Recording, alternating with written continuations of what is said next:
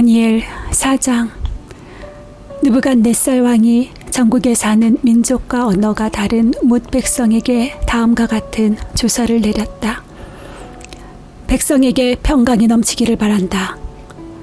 가장 높으신 하나님이 나에게 보이신 표적과 기적을 백성에게 기꺼이 알리고자 한다. 크도다 그 이적이여, 능하도다 그 기사여. 그 나라 영원하고 그 통치 대대에 이를 것이다. 나 느부갓네살이 집에서 편히 쉬며 궁에서 평화를 누릴 때에 꿈을 꾸었는데 그 꿈이 나를 두렵게 하였다. 침대에 누워 있어도 생각이 번거로웠고 머릿속에 받은 환상 때문에 나는 번민하였다. 그래서 나는 그 꿈의 해몽을 들어보려고 바벨론의 모든 지혜자를 다 내 앞으로 불러오도록 명령을 내렸다. 마술사들과 주술가들과 점성가들과 점쟁이들이 나에게로 왔을 때에 내가 그들에게 꿈 이야기를 하였으나 그들은 나에게 그 꿈을 해몽해 주지 못하였다. 마침내 다니엘이 내 앞에 나타났는데 그는 내 신의 이름을 따라서 이름을 벨드사살이라고 고친 사람이다. 그는 거룩한 신들의 영을 지닌 사람이어서 내가 꾼 꿈을 그에게 말해주었다.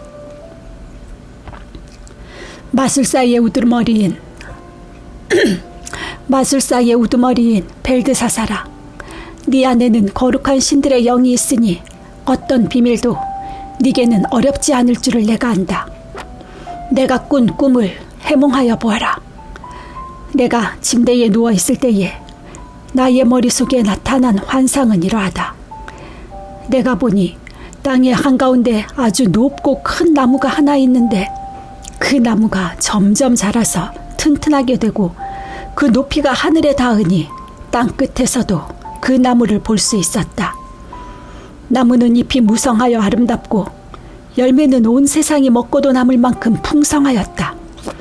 들짐승이 그 그늘 아래에서 쉬고 그 큰 나무의 가지에는 하늘의 새들이 깃들이며 모든 생물이 그 나무에서 먹이를 얻었다. 내가 침대 위에서 나의 머릿속에 나타난 환상을 또 보니 거룩한 감시자가 하늘로부터 내려와서 큰 소리로 외치며 이렇게 명령하였다. 이 나무를 베고서 가지를 꺾고 잎사귀를 떨고서 열매를 해쳐라. 나무 밑에 있는 짐승들을 쫓아버리고 가지에 깃든 새들을 쫓아내어라. 다만 그 뿌리의 그루터기만 땅에 남겨두고 쇠줄과 놋줄로 동이고 들풀 속에 버려두어라. 하늘의 이슬에 젖게 하고 땅의 풀 가운데서 들짐승과 함께 어울리게 하여라. 또 그의 마음은 변하여서 사람의 마음과 같지 않고 짐승의 마음을 가지고서 7대를 지낼 것이다. 이것은 감시자들이 명령한 것이며 거룩한 이들이 말한 것이다. 이것은 가장 높으신 분이 인간의 나라를 지배하신다는 것과 뜻에 맞는 사람에게 나라를 주신다는 것과 가장 낮은 사람을 그 위에 세우신다는 것을 사람들이 알도록 하려는 것이다. 나 느부갓네살 왕이 이런 꿈을 꾸었으니 너 벨드사살은 이 꿈을 해몽하여라. 내 나라의 모든 지혜자가 그 꿈을 해몽하여 나에게 알려주지 못하였으나 너는 네 안에 거룩한 신들의 영이 있으니 할 수 있을 것이다. 왕의 말이 끝났을 때에 일명 벨드사살이라고 하는 다니엘은 한동안 놀라서 몹시 당황하였다. 왕이 그에게 말하였다. 벨드사살아, 이 꿈과 그 해몽이 어떠하든지 번민하지 말아라. 벨드사살이 아뢰었다. 임금님, 이 꿈은 임금님의 원수들이 꾸었더라도 좋았을 뻔했습니다. 임금님의 원수들이 꾸었더라면 좋았을 뻔했습니다. 해몽도 임금님의 원수들에게나 해줄 수 있으면 좋겠습니다. 임금님이 보신 그 나무는 점점 자라서 튼튼해지고 그 높이가 하늘에까지 닿아서 땅끝 어디에서나 그 나무를 볼 수 있었고 그 잎이 무성하여 아름답고 그 열매가 아주 많아서 온 세상 피조물의 먹거리가 되었고 그 나무 아래에서 들짐승이 쉬었으며 그 가지에는 하늘의 새들이 깃들었다고 하셨습니다. 임금님, 그 나무는 바로 임금님이십니다. 임금님은 강대해지셨습니다. 임금님의 강대함이 하늘에 닿았고 임금님의 통치가 땅끝까지 이르렀습니다. 임금님이 보시니 거룩한 감시자가 하늘로부터 내려와서 이렇게 말하였습니다. 이 나무를 베어 없애되 다만 뿌리에 그루터기는 땅에 남겨두고 쇠줄과 놋줄로 동여서 들풀 속에 버려두고 하늘에서 내리는 이슬에 젖게 하고 들짐승과 함께 어울리게 하여라. 이렇게 7대를 지내도록 하여라. 임금님, 그 해몽은 이러합니다. 가장 높으신 분이 내리신 명령이 임금님께 미칠 것입니다. 임금님은 사람에게서 쫓겨나셔서 들짐승과 함께 사시며 소처럼 풀을 뜯고 하늘에서 내리는 이슬에 젖으실 것입니다. 이렇게 7대가 지나간 뒤에 임금님은 비로소 가장 높으신 분이 인간의 나라를 다스린다는 것과 누구든지 그의 뜻에 맞는 사람에게 나라를 주신다는 것을 깨달으실 것입니다. 또 나무 뿌리에 구루터기를 남겨두라고 명령하신 것은 하나님이 세상을 다스리신다는 것을 임금님이 깨달으신 다음에야 임금님의 나라가 굳게 선다는 뜻입니다. 그러니 임금님은 저의 소원을 받아주시기를 바랍니다. 공의를 행하셔서 임금님의 죄를 속하시고 가난한 백성에게 자비를 베푸셔서 죄를 속하시기 바랍니다. 그렇게 하시면 임금님의 영화가 지속될 수 있을지도 모릅니다. 이 모든 일이 다 느부갓네살 왕에게 그대로 일어났다. 12달이 지난 뒤에 어느 날 왕이 바빌론 왕궁 옥상에서 거닐면서 혼자 중얼거렸다. 내가 세운 이 도성, 이 거대한 바빌론을 보아라. 나의 권세와 능력과 나의 영화와 위엄이 그대로 나타나 있지 않느냐? 이 말이 왕의 입에서 채 떨어지기도 전에 하늘로부터 내려오는 말소리가 들렸다. 느부갓네살 왕아, 너에게 선언한다. 왕권이 너에게서 떠났다. 너는 사람 사는 세상에서 쫓겨나서 들짐승과 함께 살면서 소처럼 풀을 뜯어 먹을 것이다. 이와 같이 7대를 지낸 다음에야 너는 가장 높으신 분의 인간의 나라를 다스리신다는 것과 너는 가장 높으신 분이 인간의 나라를 다스리신다는 것과 그의 뜻에 맞는 사람에게 나라를 주신다는 것을 알게 될 것이다. 바로 그 순간에 이 말이 느부갓네살 왕에게 이루어져서 그가 사람 사는 세상에서 쫓겨나서 소처럼 풀을 뜯어 먹으며 몸은 하늘에서 내리는 이슬에 젖었고 머리카락은 독수리의 깃털처럼 자랐으며 손톱은 새의 발톱같이 자랐다.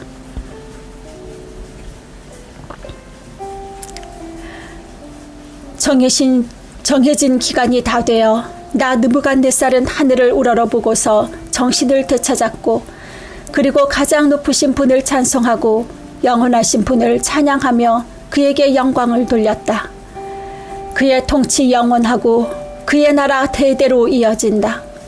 그는 땅의 모든 거민을 없는 것 같이 여기시며 하늘의 군대와 이 땅의 모든 거민에게 뜻대로 하시지만 아무도 그가 하시는 일을 막지 못하고 무슨 일을 이렇게 하셨냐고 그에게 물을 사람이 없다.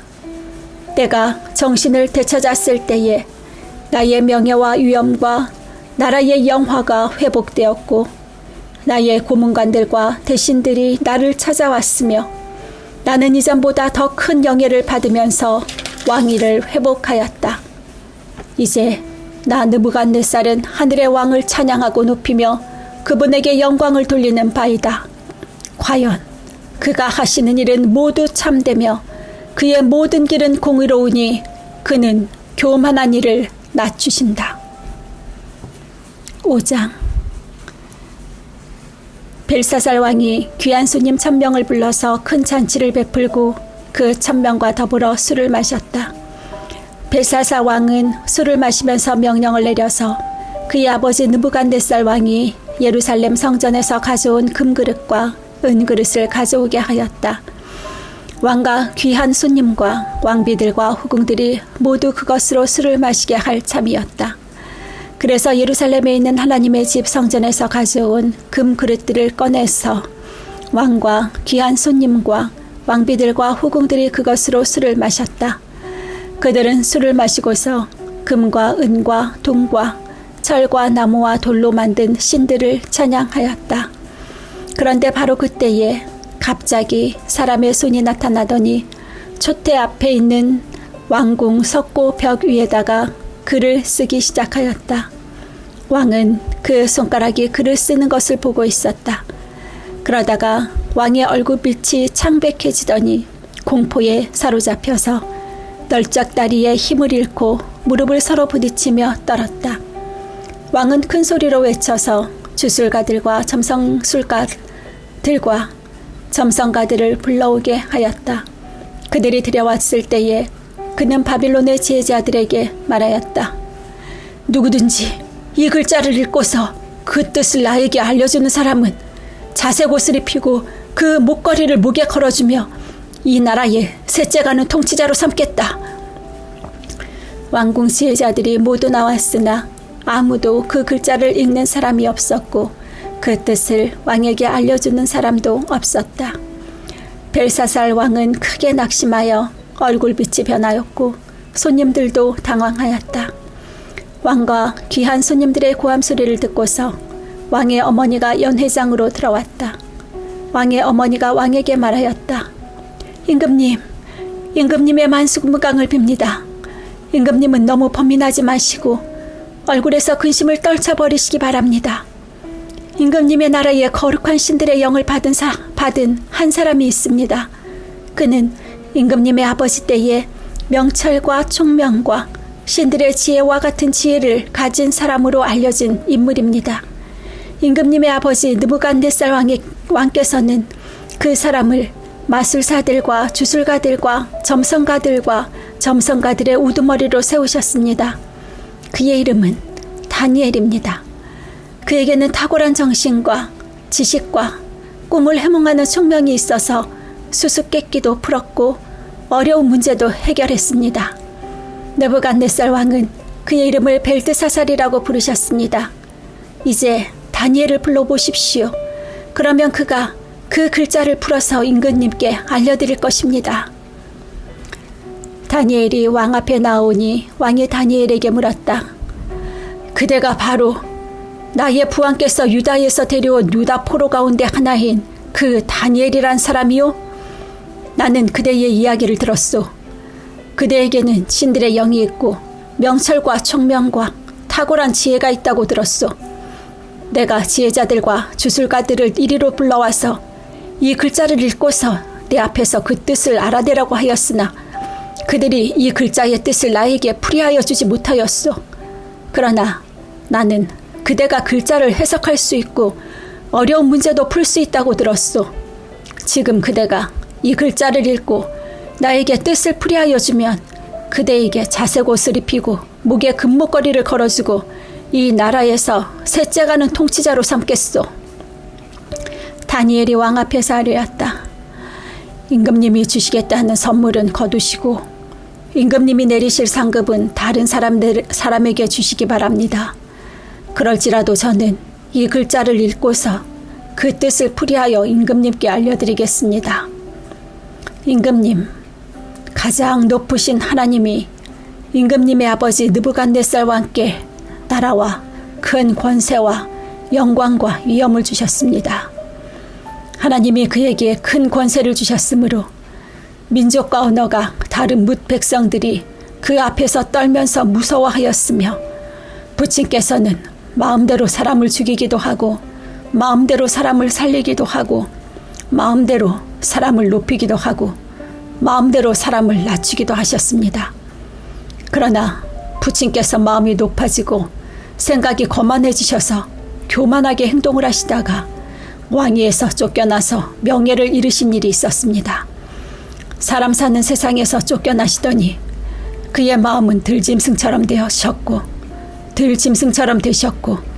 들나귀와 함께 사셨으며 소처럼 풀을 뜯으셨고 몸은 하늘에서 내리는 이슬로 젖으셨습니다. 그때에야 비로소 부친께서는 가장 높으신 하나님이 인간의 나라를 다스리시고 하나님의 뜻에 맞는 사람을 그 자리에 세우시는 줄을 깨닫게 되셨습니다.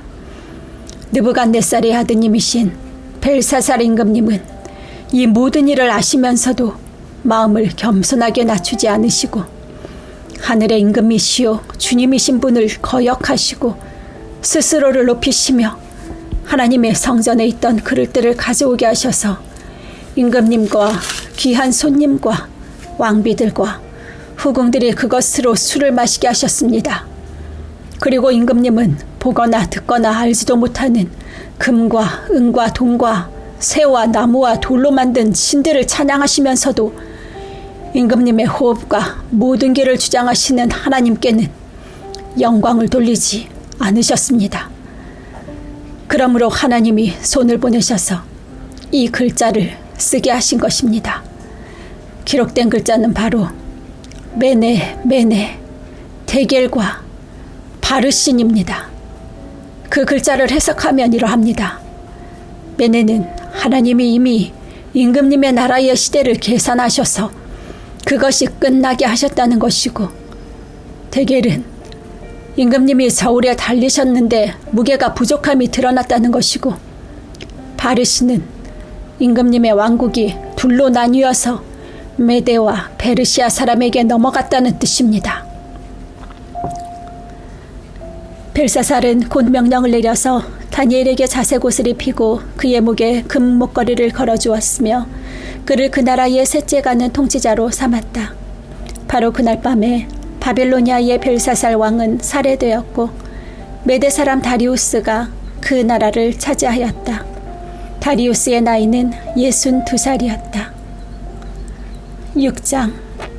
다리우스는 자기의 뜻대로 나라 안에 지방장관 120명을 세워서 나라를 다스리게 하였다. 또 그들 위에 정승 3사람을 세웠는데 다니엘도 그 가운데 한 사람이었다. 그리고 지방장관들이 정승들에게 업무를 보고하게 하여 왕에게 피해를 끼치는 일이 없도록 하였다. 그런데 다니엘이 다른 정승들이나 지방관들보다 더 우수하였으므로 왕이 그를 나라의 통치자로 임명하고자 하였다. 그러자 다른 정승들과 지방장관들이 다니엘이 나라 일을 잘못 처리한 것을 찾아내려 하였다. 그러나 그들은 그에게서 아무런 실책이나 허물을 발견하지 못하였다. 다니엘이 임무에 충실하여 아무런 실책이나 허물이 없었기 때문이다. 그래서 그들은 서로 말하였다. 다니엘이라는 자는 그가 믿는 신의 법을 문제 삼지 않고서는 고발할 근거를 찾을 수가 없다. 그리하여 총리들과 방백들은 왕에게로 나아가서 아뢰었다. 다리우스 임금님, 만수무강하시기를 빕니다. 이 나라 정승들과 대신들과 지방장관들과 고문관들과 총독들이 모두 의논한 바가 있습니다. 임금님이 법을 한 가지 만드셔서 금령으로 내려주시도록 요청하기로 하였습니다. 그 법은 앞으로 30일 동안에 임금님 말고 다른 신이나 사람에게 무엇을 강구하는 사람은 누구든지 사자굴에 집어넣기로 한다는 것입니다. 바라옵기는 임금님이 이제 금령을 세우시고 그 문서에 임금님의 도장을 찍으셔서 메데와 페르시아에 고치지 못하는 법을 따라서 그것을 다시 고치지 못하게 하시기를 바랍니다. 그리하여 다리우스 왕은 금령의 문서에 왕의 도장을 찍었다. 다니엘은 왕이 금령 문서에 도장을 찍은 것을 알고도 자기의 집으로 돌아가서 다락방으로 올라갔다. 그 다락방은 예루살렘 쪽으로 창문이 나 있었다. 그는 늘 하듯이 하루에 3번씩 그의 하나님께 무릎을 꿇고 기도하며 감사를 드렸다. 그때에 다니엘을 모함하는 사람들이 들이닥쳐 다니엘이 그의 하나님께 기도하며 간구하는 것을 목격하였다. 그들이 왕에게로 나아가서 다니엘을 고발하려고 왕에게 금령을 상기시켰다. 임금님이 금령의 도장을 찍으시고 앞으로 30일 동안 임금님 외에 다른 신이나 사람에게 무엇을 강구하는 사람은 누구든지 사자굴에 던지시기로 하지 않으셨습니까? 왕이 대답하였다. 그 일은 고칠 수 없다. 그것은 메대와 페르시아의 법을 따라 확정된 것이다. 그들이 왕에게 아뢰었다. 임금님, 유다에서 잡혀온 다니엘이 임금님을 무시하고 또 임금님의 도장이 찍힌 금령을 무시하여 하루에 3번씩 기도를 드리고 있습니다. 왕은 이 고발을 듣고 몹시 괴로워하고 다니엘을 구원하려고 마음을 쓰며 해가 질 때까지 온갖 노력을 다 하였다. 그때에 이 사람들이 왕에게 다가와서 말하였다. 임금님, 메대와 페르시아의 법은 임금님이 한번 금령이나 법들을 세우시면, 법률을 세우시면 그것을 바꾸실 수 없다는 사실을 기억하시기 바랍니다. 그래서 왕이 명령을 내리니 그들이 다니엘을 끌어다가 사자굴에 던져 넣었다. 왕이 다니엘에게 말하였다. 그대가 섬기는 그대의 하나님이 그대를 구하여 주시기를 비오. 사람들이 돌 하나를 굴려다가 어기를 막았고 왕이 그 위에 자기의 도장과 귀인들의 도장을 찍어서 봉하였다. 이렇게 하여서 다니엘에게 내린 조치를 변경할 수 없게 하였다.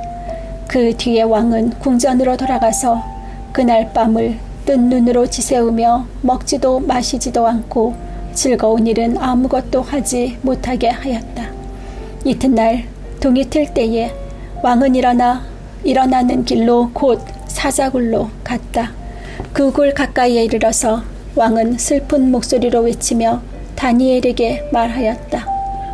살아계신 하나님의 종 다니엘은 들으시오.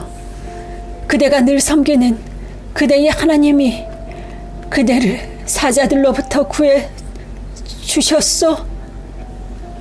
다니엘이 왕에게 아뢰었다. 임금님의 만수무강을 빕니다.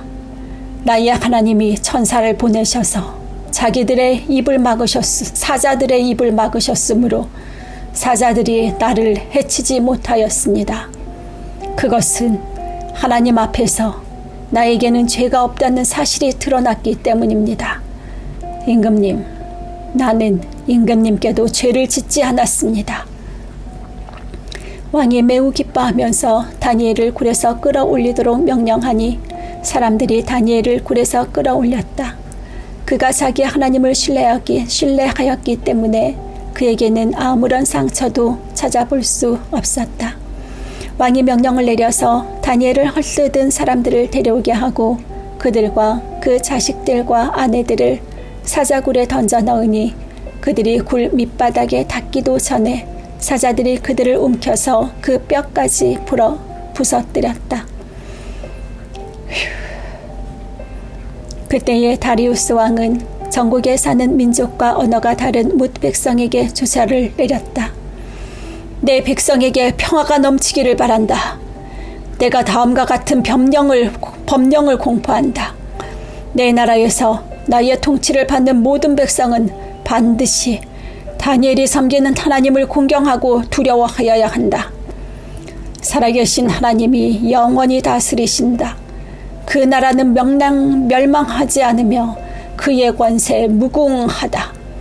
그는 구원하기도 하시고 건져내기도 하시며 하늘과 땅에서 표적과 기적을 행하시는 분, 다니엘을 사자의 입에서 구하여 주셨다. 바로 이 사람 다니엘은 다리우스 왕이 다스리는 동안과 페르시아의 고레스 왕이 다스리는 동안 잘 살았다.